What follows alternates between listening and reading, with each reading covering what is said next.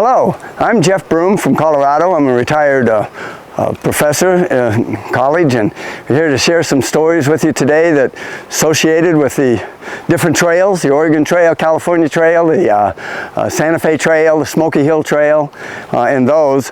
My expertise is the Central Plains, and that goes from Casper, Wyoming with the Platte River down into Nebraska, into Omaha, and the Arkansas River in Pueblo, which we are near now. We're at the St. Charles River, which is the confluence with the Arkansas just down here. And we're going to tell some stories about the 1860s, when the trails were actually involved in the Indian Wars. It went from 1864 to 1869 in those 5 years.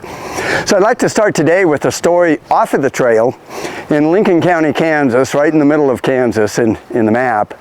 And a new settlement had just been there. They'd been there for about a year and a half. And there was a young family there with Tom Alderdice and his wife Susanna.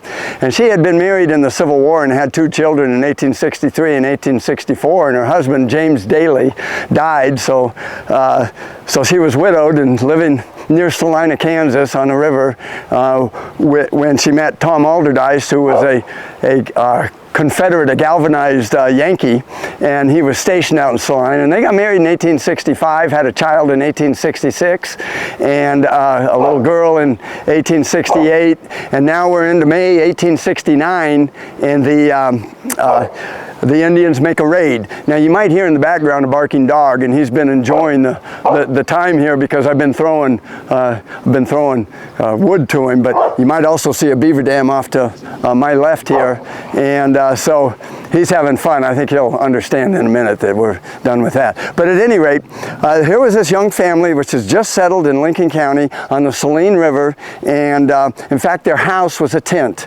and they hadn't even made a dugout yet. But they heard about the Indian raids, and Tom had to go into Salina, about 40 miles away, to get supplies with some other men. And so they congregated two young women with their children, Susanna with her 4, and she was 5 months pregnant with her 5th, and she was only 24.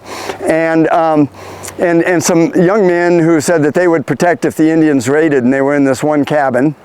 And sure enough, the Indians raided on May 30th, 1869 in the afternoon, and unfortunately the young men got on their horses and went in opposite directions and left the women to their captivity.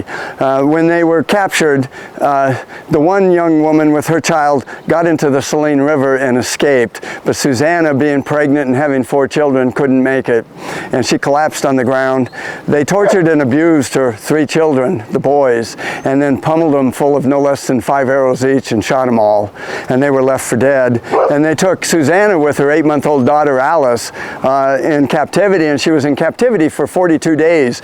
And when they came into Lincoln County, there was about 75 Dog Soldier Cheyenne Indians under Tallbull and another chief named Whirlwind, and they went into little sorties of 6 to 12 and hit settlements. They captured another woman who was 23, had only been in America from Germany since May 10th, and this is May 30th. Killed her husband and their family friend. There were 9 dead at the end of this raid, and 2 captives and a little girl.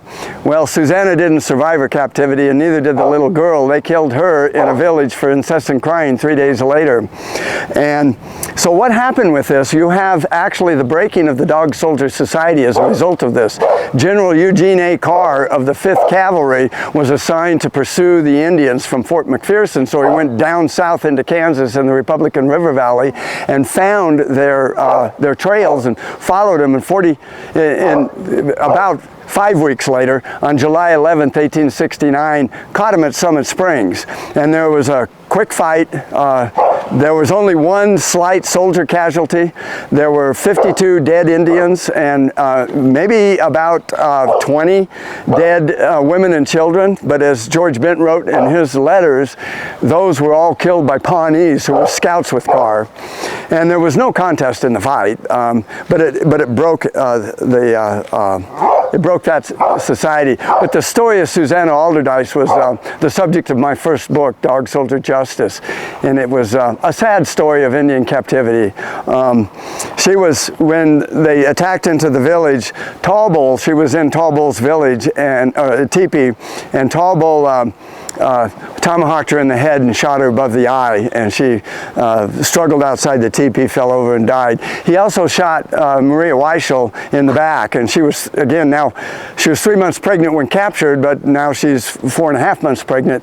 That baby survived in the womb and raised a family, and we found the descendants. And if we go back to the raid where the children were killed, we find the next day that soldiers and settlers going through and finding all the dead settlers found the 3 boys piled together and naked, and all their wounds were in their back. And among the dead, there was little Willis Daily, 4.5, with 5 arrows in his back. And the accounts also say that he had 2 gunshot wounds and had been speared in the left hand, and he was still alive and unconscious. The boy lived till 1920. He had 3 children, and there are numerous descendants to this day off of Willis Daily. That was his, he's my little hero on the frontier, Willis Daily. And you've heard now a little bit more of what I like to call the rest of the story associated with trail history.